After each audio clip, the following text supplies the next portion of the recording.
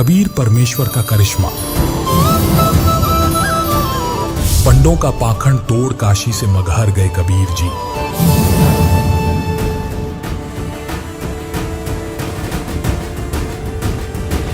मगहर में क्यों नहीं होती हिंदू मुसलमानों की दुश्मनी।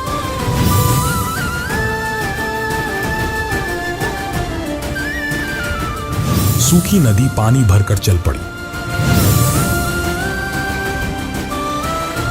कवि, एक कवि या भगवान।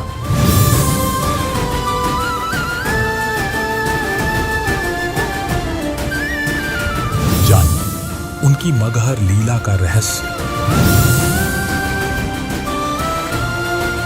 मोक्ष के नाम पर गला काटने का करौंद।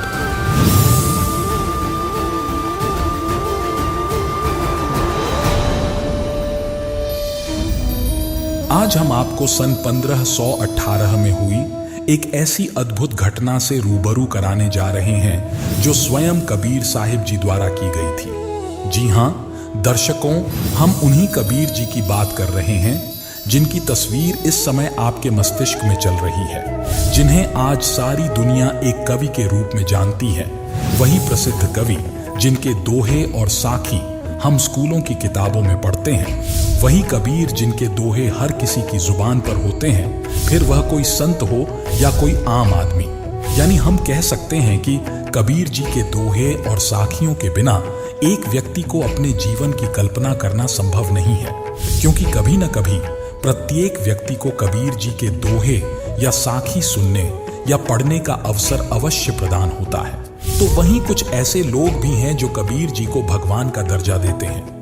अब कबीर जी सिर्फ एक कवि थे या भगवान, इसका निर्णय तो उनकी लीलाओं को देखने से ही संभव हो पाएगा, जिसका खुलासा वर्तमान समय में संत रामपाल जी महाराज ने जिन साक्ष्यों तथा प्रमाणों के साथ दिया है वह सर्वमान्य होगा। तो दर्शकों, 500 वर्ष पूर्व कबीर जी द्वारा की गई मगहर लीला को जानने के लिए देखिए हमारा आज का यह खास वीडियो। मुसलमान भाई कहते हैं कि मक्का में जाने से मोक्ष होता है और मक्का में जिसकी मृत्यु हो जाती है उसका सीधा स्वर्ग भिष्ट जाता है। परमात्मा ने बहुत से उदाहरण दिए हुए हैं और पंडित लोग कहा करते थे, ब्राह्मण हिंदू धर्म के गुरु कि जो काशी शहर में मृत्यु को प्राप्त होता है वो सीधा स्वर्ग जाता है, और जो मगहर मृत्यु को प्राप्त होता है वो गधा बनता है, वो नरक जाता है।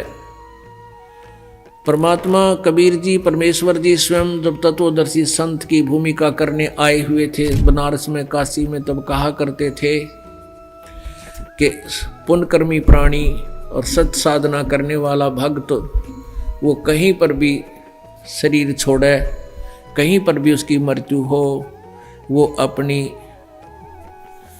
भक्ति की कमाई से अपने इष्ट के पास चला जाता है, वो नरक नहीं जाता। और दुष्कर्मी प्राणी, सत भक्ति ना करने वाला भक्त, चाहे कहीं पर भी काशी मरो चाहे मगर मरो, वो सीधा नरक में जाता है। लेकिन ये बात उन काशी के पंडितों के गले नहीं उतरे थी। इस भ्रम को मिटाने के लिए परमेश्वर जी, कबीर जी ने कहा कि भाई मैं मगहर में शरीर छोड़ूंगा, मैं मगहर में शरीर छोड़ूंगा और पंडितों तुम मेरे साथ चलो और थारे ये पत्रे वत्रे ज्योतिष जातिष सारी इकट्ठी कर ला लियो तुम, और बता दियो फिर यहाँ उपस्थित लोगों को कि मैं कहाँ गया हूँ। ईमानदारी से बताना, मैं जो साधना कर रहा हूँ वो सत्य साधना है। दर्शकों, अब इस सत्य घटना को देखिए चलचित्रों के माध्यम से। हम इस बात से सहमत नहीं हैं कि पुण्य कर्मों को करने वाला व्यक्ति चाहे काशी में मरे या मगहर मरे, उसे स्वर्ग की ही प्राप्ति होगी। सत्य ये है कि अगर कोई भी व्यक्ति काशी में मरता है तो वो चाहे पुण्यकर्मी व्यक्ति हो या पापकर्मी, उसे स्वर्ग की ही प्राप्ति होगी। और अगर कोई व्यक्ति मगहर में मरता है तो वो चाहे पुण्यकर्मी हो या पापकर्मी, उसे नरक की ही प्राप्ति होगी।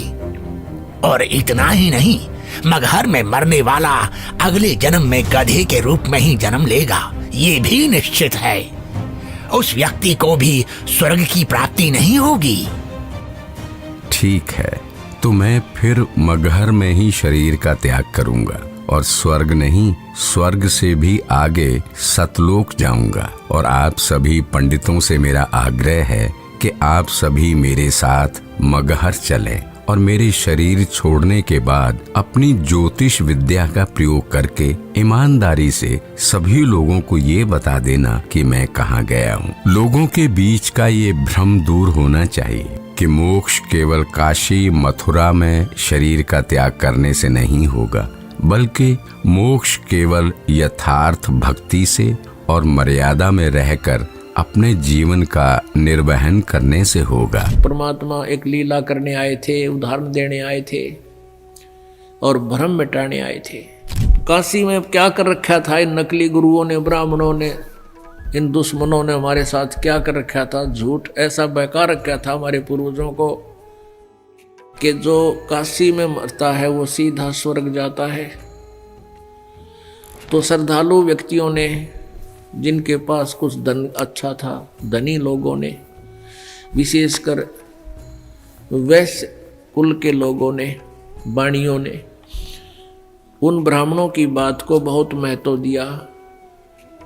उनके बुजुर्ग कहने लगे, बेटा हमारी मृत्यु तो होनी है, यदि हमारा काशी में कुछ दिन निवास हो जाए लास्ट में तो हमें स्वर्ग मिल जाएगा, गुरुजी बताते हैं। तो उन भक्तों ने सोचा भी माँ बाप ने सारी उम्र हमारे लिए बहुत कुछ किया है और अंत के समय में इनको काशी में कोई किराए पर मकान लेकर नौकर छोड़ जाएंगे, ये वहाँ मृत्यु को प्राप्त हो जाएंगे, गुरुजी के वचन भी सुनते रहेंगे और इनका कल्याण हो जाएगा। ऐसा करना शुरू कर दिया। फिर उन गुरुओं ने के स्कीम बनाई कि ये बहुत ज़्यादा उनके श्रद्धालु आण लागे और बाहर कमरा लेंगे। तो उनके लिए उन्होंने कहा कि तुम ऐसा करो, हमारे पास ही छोड़ दो अपने माता पिता को, जो इनका खर्चा दो हमें दे दो, हम इनकी सेवा कर दिया करेंगे, यहाँ भक्ति भी करते रहेंगे, हमने भी खर्चा अपनी रोटी बनानी है, इनको भी बना दिया करेंगे। अब लालच में हुआ आफत मोल ले ली उन पंडिता ने। अब बुढ़ा और बुढ़िया ने वहाँ छोड़ा और उनको महीने के 10-20 रुपये देने लगे। पहले 10-20 रुपये बहुत ज़्यादा होते थे, 20,000 के करीब होते थे। तो ब्राह्मणा का जी सा आ गया उन नकलियाँ के गुरुओं के, जो उनके गुरु थे। एक गुरु के पास और 20-20 बुढ़ा बुढ़िया इकट्ठी होगी, और बुढ़ा बुढ़िया तो एक ना संगवाया ज़्यादा तकलीफ हो जाता है, और उन हो गए 10-10, 20-20 एक के पास, गुरु जी के पास। अब उन मुश्किल में आच गई कि क्या करें, या लालच में आप पत्तों मोल ले ली। फिर न स्कीम बनाई उन दुष्टों ने। क्या स्कीम बनाई कि भाई एक ऐसी अफवाह फैला दो, एक ऐसी प्रोपगंडा छोड़ दो कि भाई, उन्होंने क्या स्कीम बनाई कि कह दो जो शीघ्र स्वर्ग जाना चाहता है उसके लिए भगवान की तरफ से एक क्रोंत आता है। क्रोंत एक आरा होया करे लकड़ी काटने का, लंबे लंबे दांते नु आर पार कर देता लकड़ी को। वो गंगा दरिया के किनारे एक स्ट्रक्चर सा बना के ऐसे, और उसके अंदर एक आरा ऊपर नीचे आण का एक थोड़ा सा स्थान छोड़ दिया, और उसके चलाने का हैंडल काफी दूरी पर कर दिया रस्सों से। ढीला छोड़े तो वो नीचे आ जा, ऊपर खींचे तो ऊपर चला जा। और ये प्रोपगंडा फैला दिया, भाई जिसने जल्दी स्वर्ग जाना हो भगवान की तरफ से एक क्रोंत आता है, और वो क्रोंत जिसने काट देता है उसका सीधा स्वर्ग चला जाता है। अब परमात्मा पाने के लिए उन बूढ़ा बुढ़िया ने सोची हमने मृत्यु तो होनी है और बुढ़ापे में दुखी हो रहे हैं, और क्यों ना क्रोंत ले ले। उसकी एक्स्ट्रा फीस रख दी। एक्स्ट्रा चार्ज कर दिया 100 रुपये 50 रुपये। अब उन बूढ़ों ने बुजुर्गों ने अपने बच्चों से कहा कि बेटा हम भी तंग आ गए हैं इस शरीर से, और गुरुजी बता रहे हैं कि भगवान की तरफ से क्रोध आने लग गया है, और जो उस क्रोध में अपनी गर्दन हलाल कटवा लेता है वो शीघ्र स्वर्ग चला जाता है। बेटा 50 रुपये फीस लगती है, आप देख लो। अब बच्चा ने सोची माँ बाप की इच्छा है तो ठीक है माता पिताजी, ये 50 रुपये गुरुजी को दे दीजिए, हमारे पिताजी को स्वर्ग भेज दो। अब वो लागे कसाई वाला कर्म करने, वहां नीचे गर्दन रखवावे और ऊपर तय क्रोध आवर उन्हें काट दे। इस प्रकार स्वर्ग भेजन लाग गए, क्यों पीछा छुटवाना था उन्हें तो अपना, और प्रोपगंडा फैला दिया कि जो क्रोध में शीश कटा लेता है वो सीधा स्वर्ग जाता है। तो परमात्मा पाने के लिए पुण्यात्माओं ने वहां गर्दन देनी भी शुरू कर दी, कटवानी शुरू कर दी। दर्शकों, संत रामपाल जी महाराज जी द्वारा बताए गए इस प्रकरण को देखिए 2D एनिमेशन के माध्यम से। करौंद से थोड़ी दूर पर ही खड़े होकर वो सभी देखते हैं कि गंगा नदी के किनारे करौंद वाली जगह है। उसका हैंडल करौंद से थोड़ी दूर पर एक मंदिर के पास है जो गुप्त है। हे ब्राह्मण, मुझे भी मोक्ष को प्राप्त करना है। ये काशी है और यहाँ मरने वाला हर व्यक्ति मोक्ष के लिए ही आता है। लेकिन मैंने अपने जीवन में बहुत सारे पाप कर्म किए हैं। इससे कोई फर्क नहीं पड़ता है कि मरने वाला व्यक्ति पापात्मा है या पुण्यात्मा। काशी में मरने वाला हर व्यक्ति स्वर्ग को जाता है और मगहर में मरने वाला हर व्यक्ति नरक को प्राप्त करता है। ठीक है, मुझे भी इस आरे के नीचे आकर स्वर्ग जाना है। 50 मोहरें लगेंगी। ये लो। ठीक है, तुम तख्त पर लेट जाओ। मैं भगवान से प्रार्थना करता हूं कि वो आपको स्वर्ग में जगह दे। हे परमात्मा, इस आत्मा को अपने चरणों में स्वर्ग में स्थान देना। बहुत सारे लोग मोक्ष के लालच में पैसे देकर आरे से कट रहे थे। कुछ माता पिता अपने पुत्रों से अनुरोध कर रहे थे कि हमें भी आरे से कटवा दो ताकि हम जल्दी स्वर्ग चले जाएं। तो परमात्मा के बद्दी छोड़ कहा करते कबीर जी, बिना भक्ति क्या होते हैं भावे कांसी क्रोंत ले। क्रोंत आरे न बोला करते, वो आरी लंबा आरा होया करता है। कहते भक्ति बिना कुछ नहीं बना, चाहे काशी में जाके क्रोंत भी ले ले, गर्दन कटवा ले, और मिटे नहीं मन वासना बहुविध भरम संदेह। जैसे वो काशी के लोगों ने, उन पंडितों ने ये अफवाह फैला रखी थी कि जो मगहर मरता है, मगहर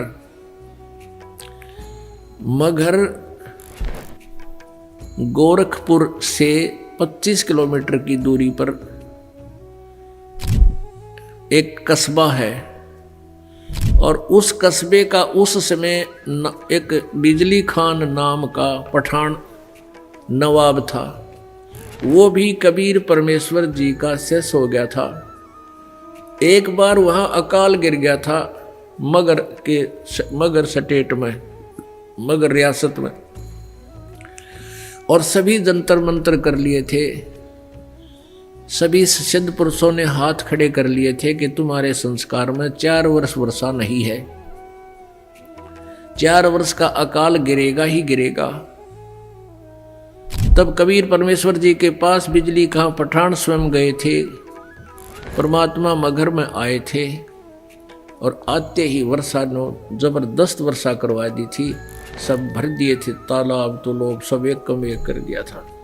उसके बाद उस मगहर स्टेट, मगहर रियासत के यानी मगहर कस्बे के सभी व्यक्तियों ने परमेश्वर कबीर जी से उपदेश ले लिया था। हिंदू और मुसलमानों ने, उस मगहर के अंदर आधे मुसलमान थे, आधे लगभग हिंदू थे, और सभी ने, क्योंकि मरता के नहीं करता, फिर ज्ञान समझ में आ गया। तो मगहर रियासत का जो नवाब था वो बिजली खां पठान भी कबीर परमेश्वर जी का शिष्य था। उधर से काशी नरेश वीरदेव सिंह बघेल, वो भी कबीर परमेश्वर जी की भक्ति और ज्ञान और शक्ति से परिचित होकर के उपदेशी कबीर जी के शिष्य थे। तो कबीर परमेश्वर जी ने कहा कि भाई धरती का भरोसा नहीं रहना चाहिए, तुम कोई तो कहते हो मथुरा में मोक्ष होगा, नहीं। परमात्मा कहते हैं मुक्ति खेत मथुरा परी और किन्या कृष्ण कलोल और कंस के सी चाणोर से वहां फिरते डामाडोल। तुम्हारी बात बड़ी कर दे, तुम मथुरा को एक मुक्ति क्षेत्र मानते हो, मोक्ष क्षेत्र। अरे उसमें कृष्ण जी ने तो वहाँ नरी मौज मचाई, जैसे मठ गोपियों के साथ बकवाद करी। और उस मोक्ष तुम मानते हो मोक्ष स्थान ही है वो, तो उस मोक्ष स्थान पर कंस केसी और चाणूर जैसे का बक्कल उतरा, उन बकवाद प्राप्त हुई, उनका मोक्ष ना होया। तो कहने का भाव ये था कि भक्ति जो यथार्थ भक्ति है, उस भक्ति के करने से मोक्ष होगा और मर्यादा में रहते हैं। तो कबीर परमेश्वर ने उन ब्राह्मणों से कहा कि तुम मूर्ख बना रहे हो भोली जनता को, मैं मगहर में शरीर छोड़ूंगा और मैं स्वर्ग से भी आगे सतलोक में जाऊंगा। अब इस बात ने ब्राह्मण मानने क्यों कर, क्योंकि सारी जनता में ढंडोरा पीट रखा, मामरनिया तो गधा बनेगा, नरक जाएगा। अब पहले आपको एक अमृतवाणी सुनाती हूं परमात्मा की। मगहर जाने की।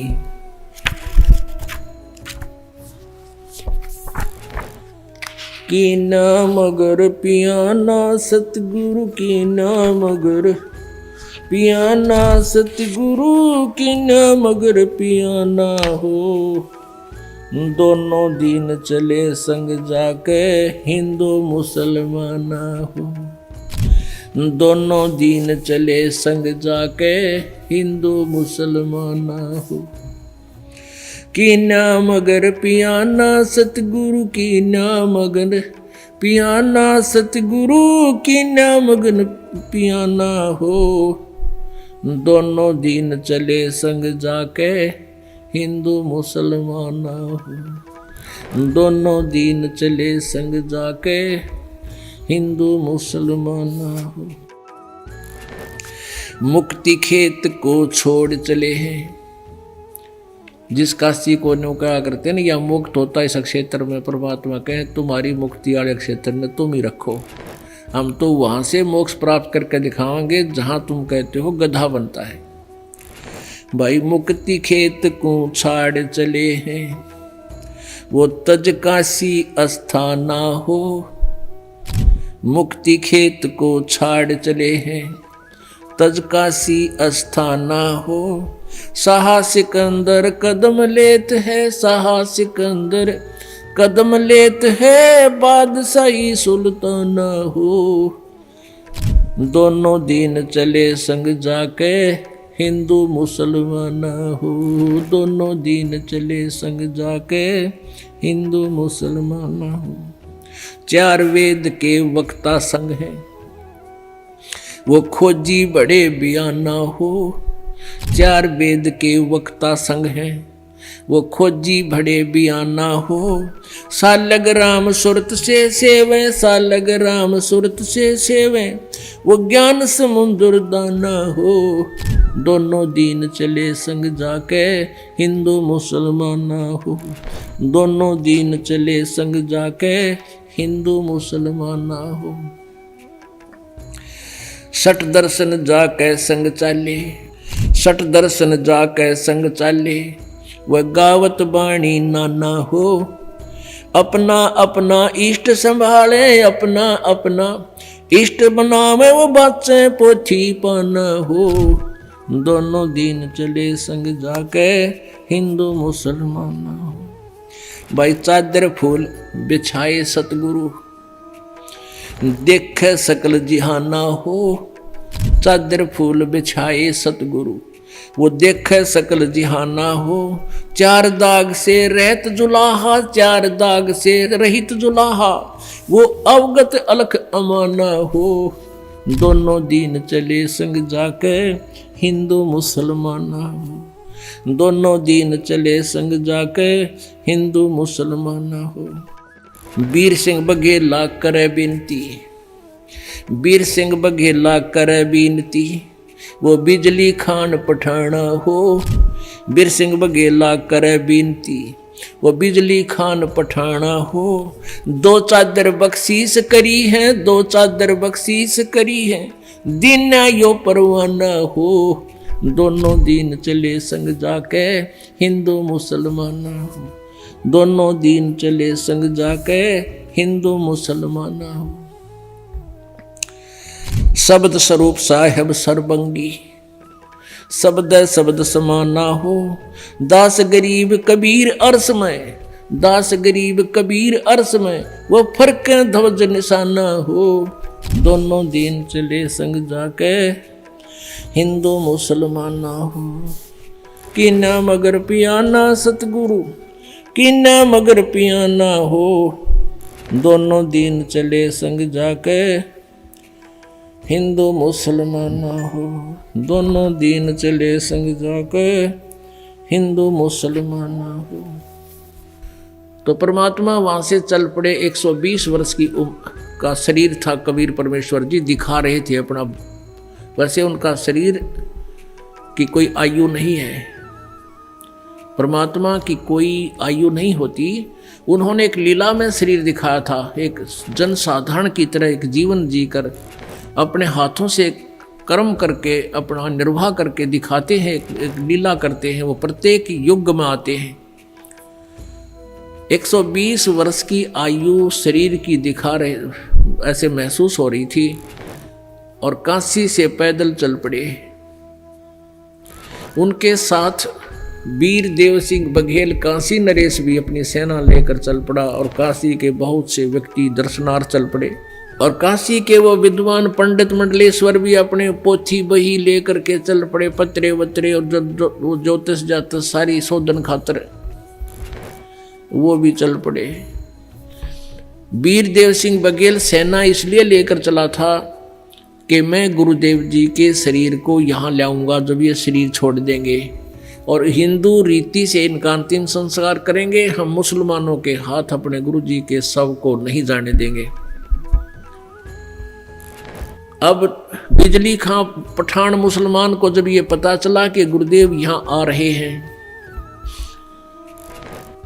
और काफी व्यक्ति भी दर्शनार्थ आ रहे हैं और गुरुजी यहाँ पर अपना जीवन लीला अंत करेंगे, और वीरदेव सिंह काशी नरेश हिंदू के इरादे से भी परिचित हुए कि वो शरीर को लेकर जाएंगे, तो बिजली खां पठान ने भी अपने मुसलमानों से सलाह की।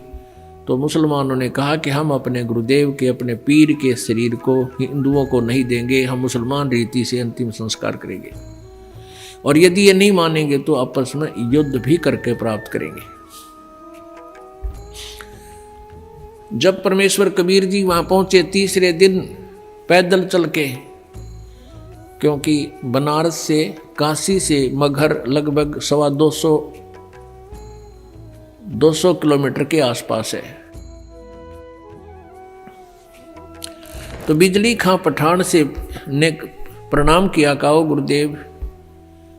परमात्मा ने अपना कारण बताया वहां पहुंचने का और कहा कि बिजली खां मैं स्नान करूंगा, पानी की व्यवस्था, जल की व्यवस्था करो। बिजली खां पठान ने कहा गुरुदेव जल ला रखा आपके लिए, शुद्ध जल स्नान के लिए। परमेश्वर ने कहा कि कबीर जी ने कहा कि मैं बहते पानी में दरिया में स्नान करूंगा।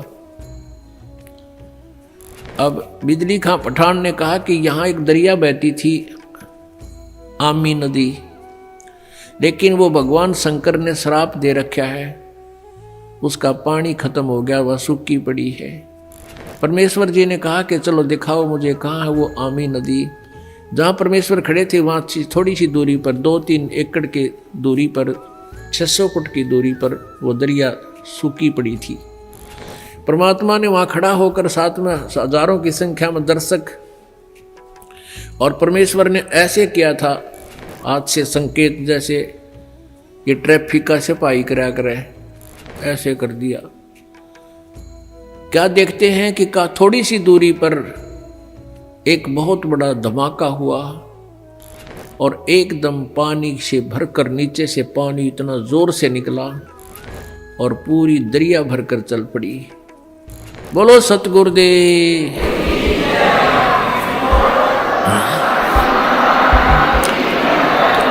बंदी छोड़ कबीर परमेश्वर जी की जय। दर्शकों, अब इस अद्भुत प्रकरण को समझिए एनिमेशन के द्वारा।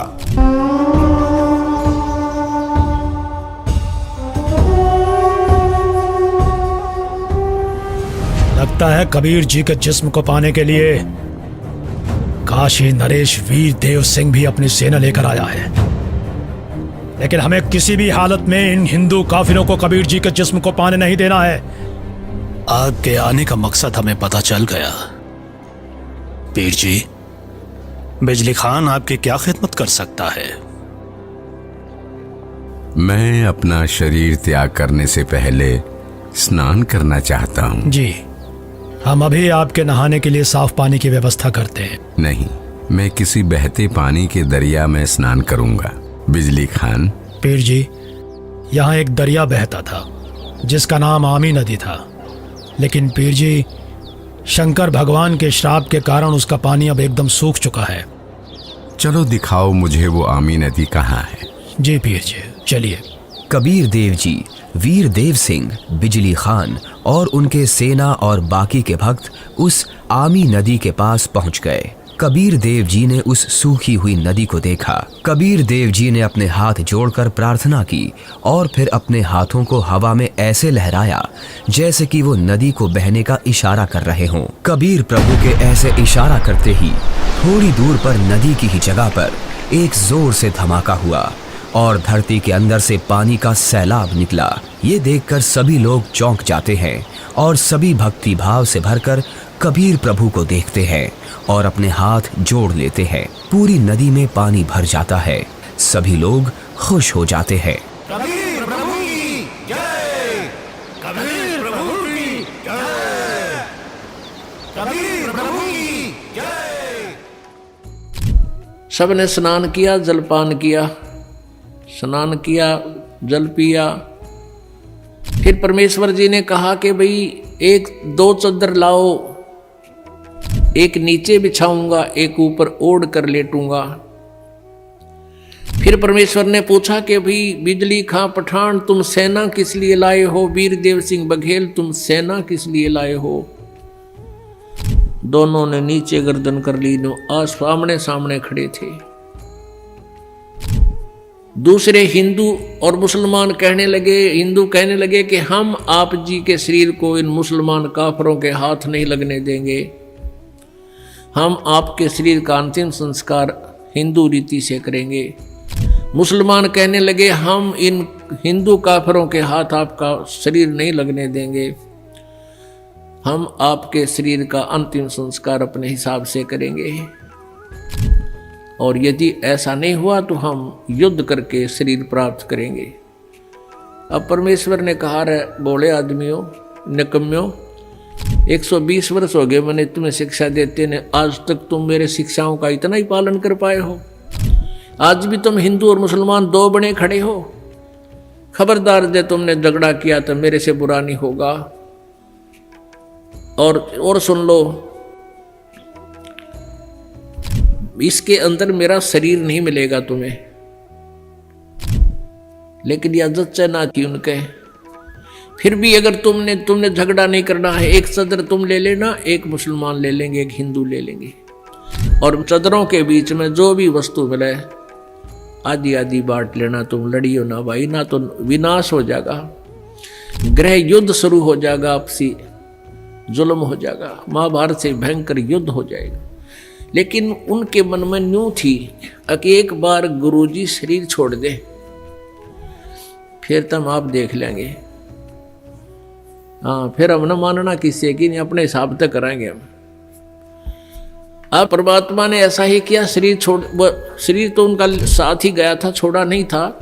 लेकिन क्या हुआ, जितने सबके समान था, सब जैसे चादर ओढ़ी थी ऊपर के और शरीर के ओढ़ा हुआ जैसे महसूस होता, इतने ही शरीर के आकार के फूल बन गए, सुगंधित फूल। और परमात्मा आकाश में जाकर आकाशवाणी की कि भी देख लो ब्राह्मणों, देखो मैं जा रहा हूं सतलोक को।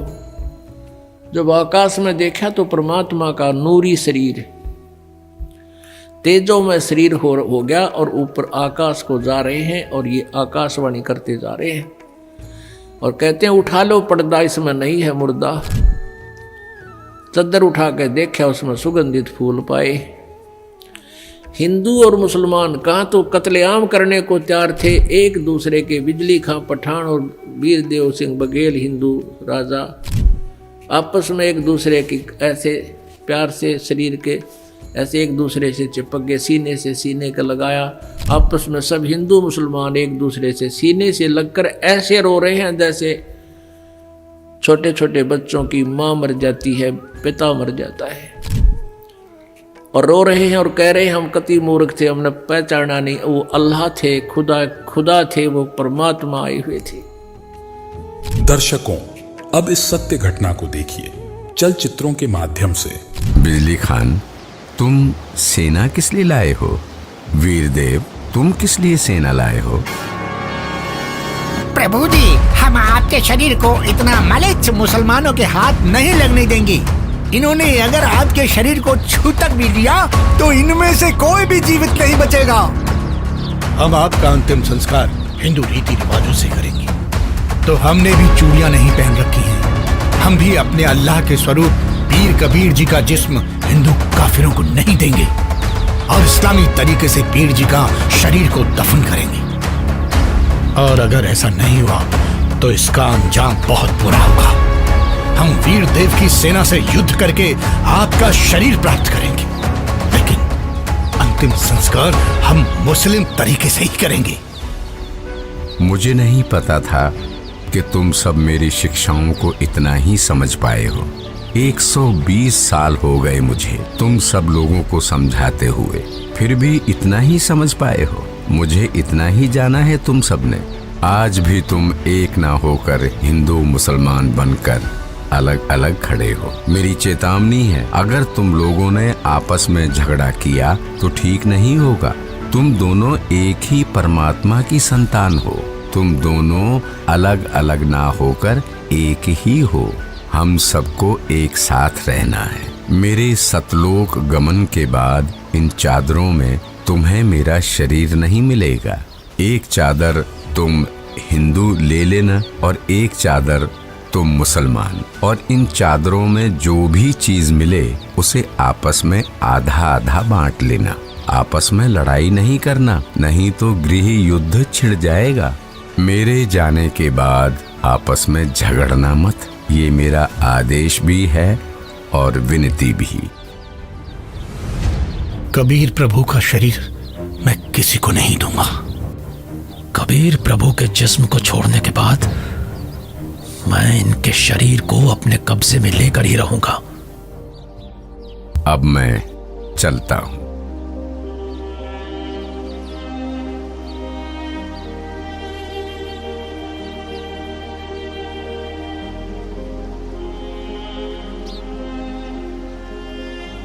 देखो ब्राह्मणों, मैं जा रहा हूं सतलोक, इस पृथ्वी से और तुम्हारे स्वर्ग से शंखों कोस दूर।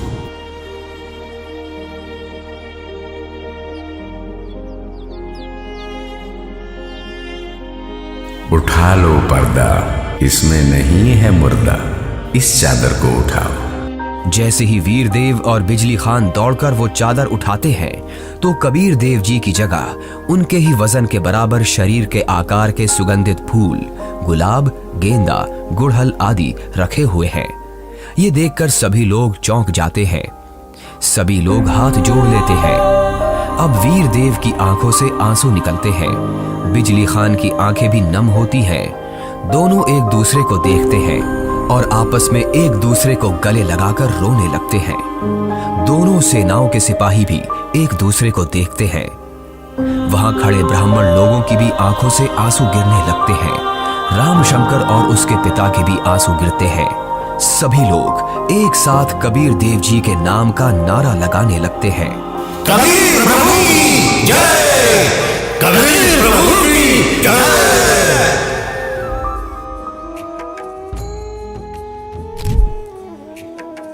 पुण्यात्माओं, हमने परमेश्वर को पहचाना नहीं, इतनी लीलाएं प्रभु करके गए। आज भी मगर स्थान पर हिंदुओं ने अपनी अलग से यादगार बना रखी है, एक चद्दर और आधे वो सुगंधित फूल लेकर, और मुसलमानों ने अपनी अलग बना रखी है, एक चद्दर और आधे फूल लेकर। आज भी ये दास उसको, आज भी विद्वान है ये दास, बहुत बार उसको देख कर आया है, और हमने वो फोटो खींच कर लाए थे उनके। दोनों अलग अलग बने हुए हैं। 3 बार ये दास भी संगत को साथ ले जाकर दिखा कर लाए, प्रमाण करने के लिए कि हम सुना करते हैं वो सच्चाई है। तो पुण्यात्माओं, उन्हीं में से कुछ फूल अकेले ला करके बनारस में, काशी में भी एक चौरा बना दिया बिजली खां पठान ने, और वहाँ दोनों यादगार अलग अलग हिंदू और मुसलमानों की आज भी है, और उनका कोई आपस में मनमुटाव नहीं है। वो अपने हिसाब से कर रहे हैं, वो अपने हिसाब से कर रहे हैं। कति बीच में दीवार भी नहीं है, एक ग्रिल ला रखी है बीच में पार्टीशन के लिए, जैसे ये ग्रिल लगी हुई न, और आपस में बीच में एक सामूहिक गेट भी है। दर्शक जाते हैं, दोनों को देख कर आते हैं। दर्शकों, परमात्मा की मगहर लीला के प्रमाण आज भी मौजूद है। इन्हीं साक्ष्यों को सामने लाने के लिए संत रामपाल जी महाराज ने 25 वर्ष पूर्व अपने शिष्यों के साथ मगहर यात्रा की थी। आइए इस अनमोल वीडियो में देखें वो ऐतिहासिक क्षण।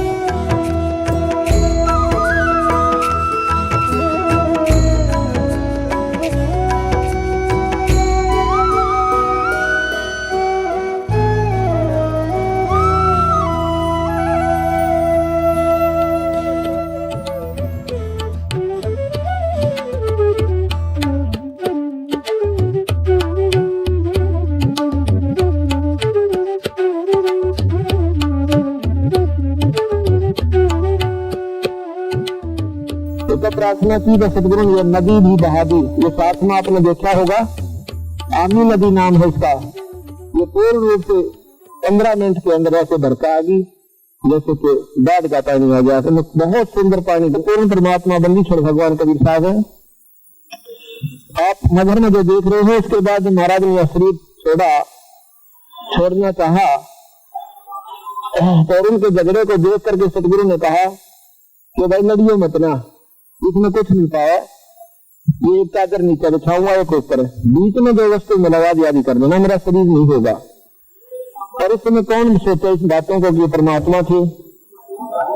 तो थोड़ी देर के बाद और ऊपर आकाश से आकाशवाणी करी कि देखो भैया मैं जा रहा हूँ। ऊपर देखा तो एक प्रकाश का गोला आकाश को जा रहा है, और चादर उठाकर देखे है तो सुगंधित फूल पाए। एक चादर हिंदुओं ने, एक मुसलमानों ने आधे आधे फूल लेकर यहाँ पर मजार बना दी मुसलमान भाइयों ने, और कुछ फूलों का अंश यहाँ पर गाड़ के दूर सिंह बगेला ने यहाँ पर ये मंदिर बनवा दिया, सतकबीर समाधि। कीना मगर पियाना सतगुरु कीना मगर पियाना हो, दोनों दीन चले संग जाकर वो हिंदू मुसलमाना हो। मुक्ति खेत को छाड़ चले हैं तज काशी अस्थाना हो, मुक्ति खेत को छोड़ चले हैं तज काशी अस्थाना हो। साहस सिकंदर कदम लेत है, साहस सिकंदर कदम लेत है, बादशाही सुल्ताना हो।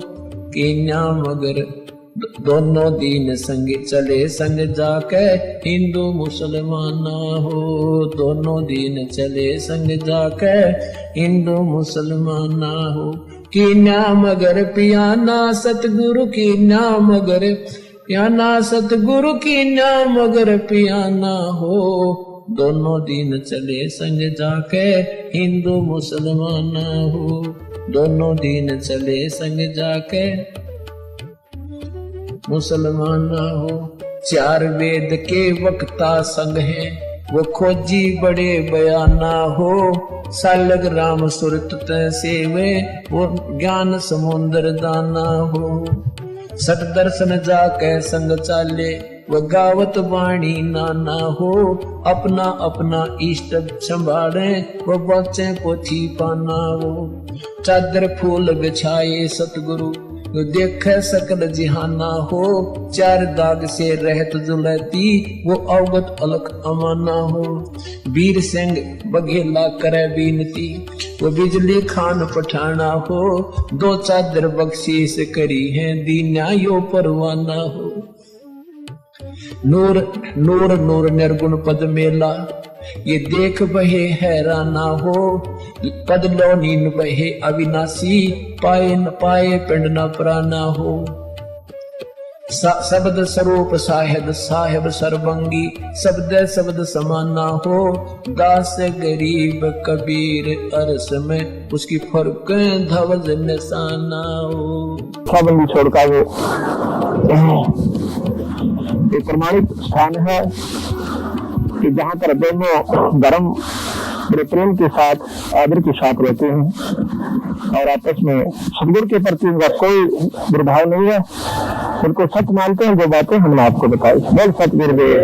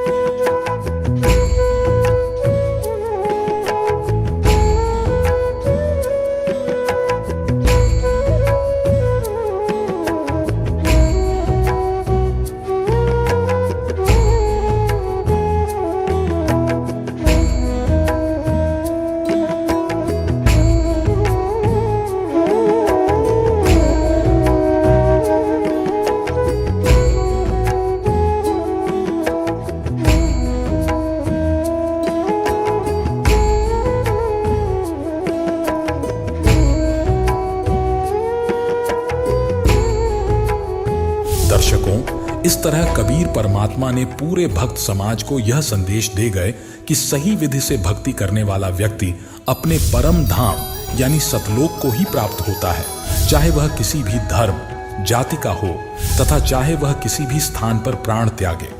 तो दर्शकों, अभी आपने यह वीडियो देखी कि कैसे सारी सृष्टि के रचनहार कुल मालिक काशी में एक आम जनसाधारण की भूमिका करते हुए भक्त समाज को सतभक्ति का मार्ग बता गए तथा यह सिद्ध कर गए कि वही अविनाशी पूर्ण परमात्मा है।